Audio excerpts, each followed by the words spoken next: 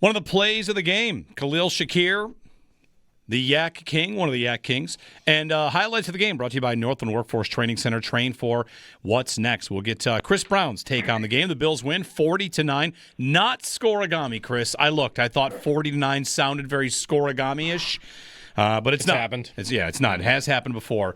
Either way, Chris, it's a big win for the Bills. James Cook, the star of the show. But I want to start on the defense for you and ask if you thought they played with more speed, athleticism, juice. I mean, we've talked a little bit about this team needing some swagger back on that side of the ball. And to me, I think to a lot of people out there, looked like they had a lot of that on Sunday. Yeah, I think the whole team did. And look, Coach McDermott made a point of that. He was straightforward about how in the previous 3 games, they simply did not match the energy level of the opponent. And you know, I think I've told you guys, Steve says it all the time on our show. It's not just a physical state of readiness that you have to bring and commit to playing a football game. There's an emotional constitution that you have to bring to the game, too. And in a league where the margins are so narrow, if you don't bring that emotional fortitude with you, you run the risk of getting run over. They had it yesterday because they just waxed that team from start to finish. And, with the defense, I think we were all hopeful, that it was funny, like some of the media members were even using the same word I was this week talking to players. Do you feel like the cavalry's coming for the defense, with Ogunjobi back, along with Michael Hoyt, and then we didn't know in the middle of the week, but the possibility of Hairston returning, and the players that, we're welcoming them back, we're happy to do so, but I think there was just an air of, well, we don't know exactly what that's going to look like yet. I think they're happy to have him back, but they didn't know what the impact would be. Well, Michael Hoyt told you in a hurry. And it was interesting because in the post-game interview with Sal on the field after the win, Hoyt basically said, you only get one chance to make a first impression, and I was determined to make one. And he did in a giant way. Sack and a half, forced fumble, and even beyond the stats in the box score, guys, you noticed his presence on the field every snap he was out there. He was giving the offensive line for Carolina absolute fits. And if he wasn't on top of the quarterback, he was around him and making Andy Dalton fully aware that he was not going to have a lot of time to work yesterday.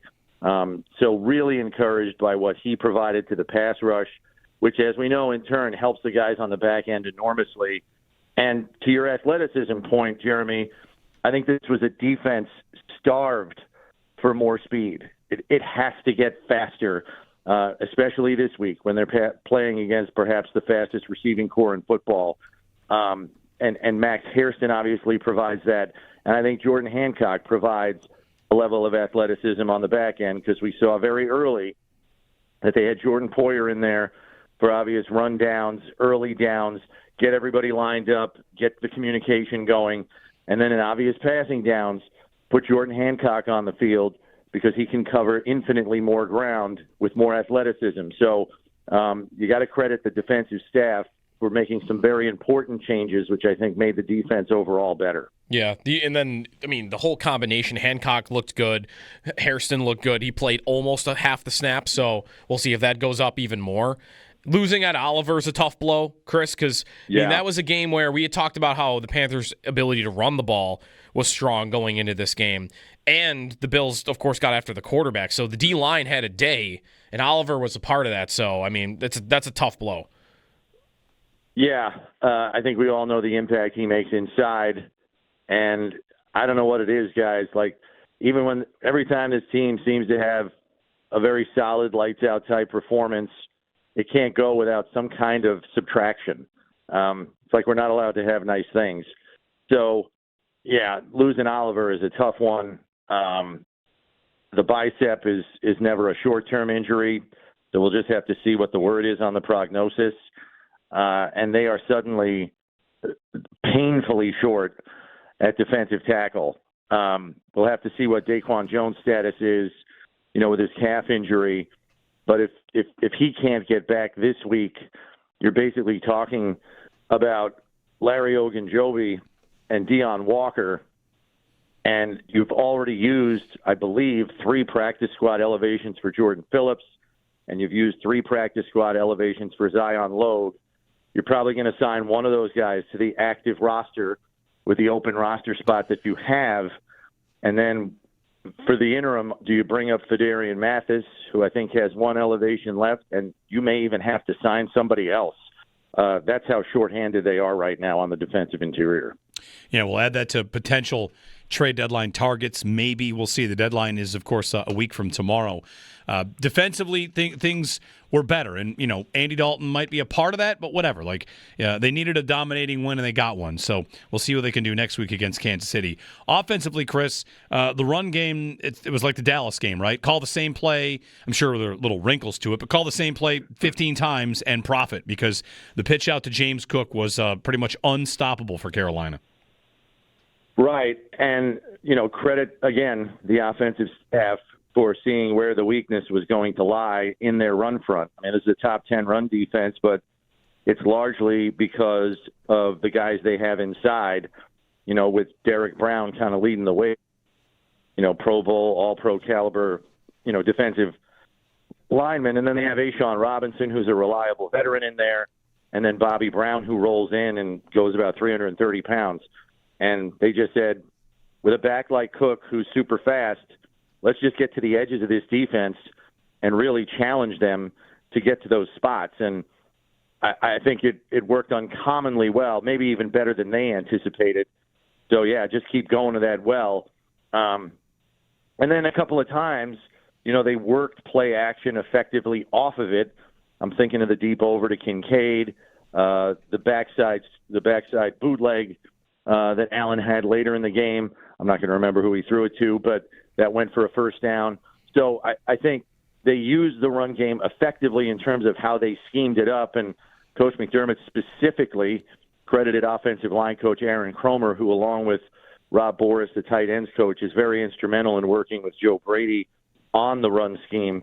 So, hats off to those guys, because they drew it up well, and James Cook and the O-line and the tight ends and even the receivers blocking downfield were fantastic. Yeah. Did you notice, Chris, while the game was unfolding, that it seemed like that same, maybe they were moving it different sides, or like there were little variations, but it was kind of that same toss play that they kept running over and over, and maybe it was just, we're just going to run this until Carolina stops it, and they never did.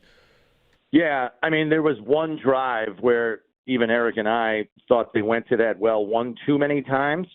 But overall, through the course of the game, Carolina really did not demonstrate an ability to stop it until the fourth quarter, when they're like, all right, this is ridiculous. Like, it's borderline embarrassing that we have not been able to adjust and get this stopped with as many times as they have run it. And I think by the time, James Cook had a baseball hat on and was sitting on the bench, it was only then that they kind of started to neutralize it a bit.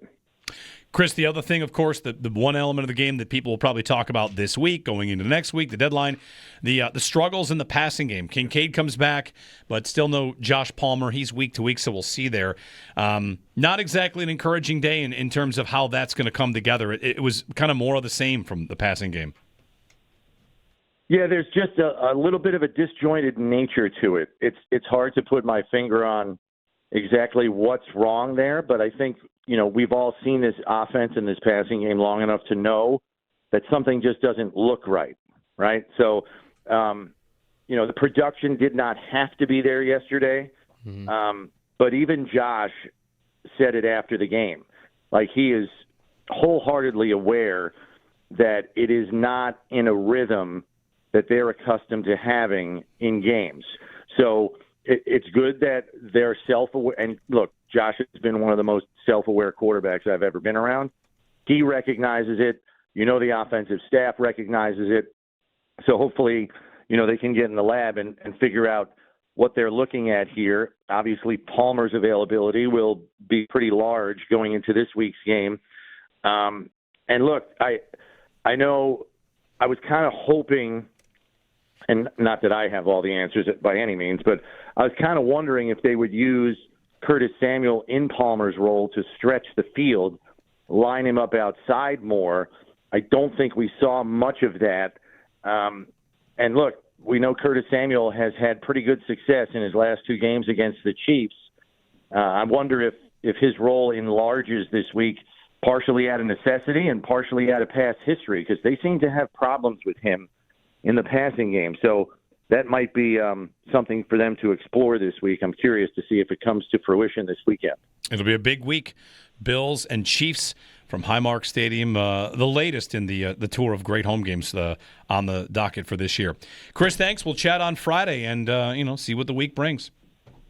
All right, take care, guys. Chris Brown, his appearance brought to you by Northwest Bank. For what's next, get started at northwest.com. By Northtown Volkswagen, Western New York's #1 VW dealership. Shop online at northtownvw.com. And by Lockport Outdoor Store, high-impact gear for hardworking men and women.